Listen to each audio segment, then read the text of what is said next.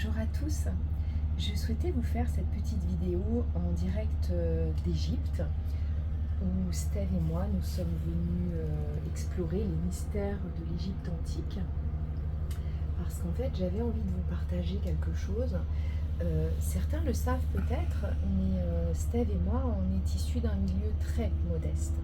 C'est-à-dire que pour ma part par exemple je suis née dans un HLM dans la banlieue strasbourgeoise d'une maman vendeuse et d'un papa livreur.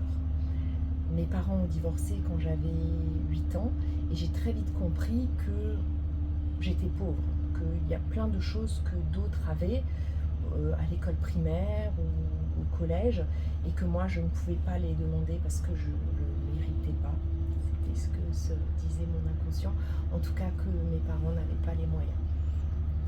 Et en fait j'ai découvert il y a quelques années en étudiant ma relation à l'argent notamment, j'ai découvert l'infinie puissance de la gratitude. Et c'est vraiment ça que je voulais vous livrer aujourd'hui. En fait, dans nos pensées, dans l'histoire qu'on se raconte, le mindset justement, inconsciemment, on se raconte des histoires. Comme celle que je me racontais étant petite, et ce qui fait qu'au début de ma vie c'était toujours très très compliqué financièrement.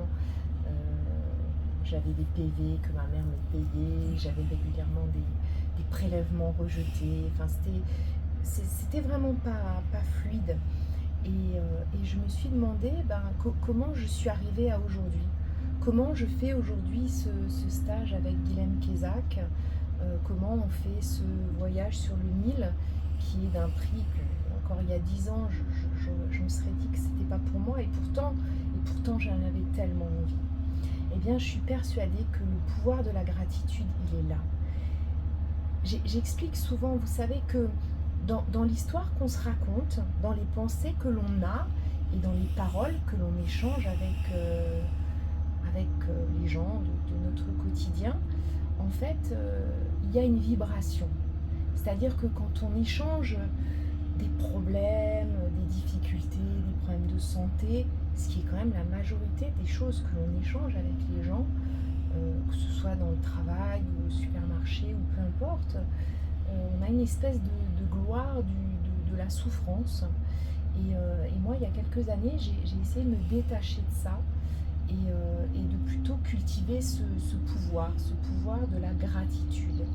Et pour justement avoir des vibrations qui sont plus attractives, qui sont d'un niveau, pour vibrer plus haut, en vue d'attirer à moi des plus belles choses. En fait, c'est ça l'idée. Et donc, ça fait maintenant plusieurs années que chaque jour de ma vie, à plusieurs instants de la journée, je remercie la vie. Et pour des petites choses, vous voyez, au départ, j'avais pas beaucoup de choses pour lesquelles je pouvais remercier. Et je remerciais pour ma santé, je remerciais pour l'homme qui m'aimait, je remerciais pour la bonne santé de mes enfants, pour mon corps qui me soutient jour après jour. Au lieu de me plaindre de tout ce qui n'allait pas dans ma vie, j'essayais vraiment de faire un focus sur ce qui allait bien, juste pour élever mes vibrations et pour que mon identité, elle attire à elle des choses bien plus riches, bien plus abondantes.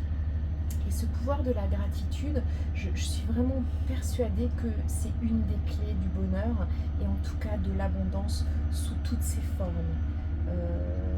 Aller faire une promenade et cueillir une mûre que la nature nous offre en exprimant sa gratitude, c'est déjà le début de l'abondance.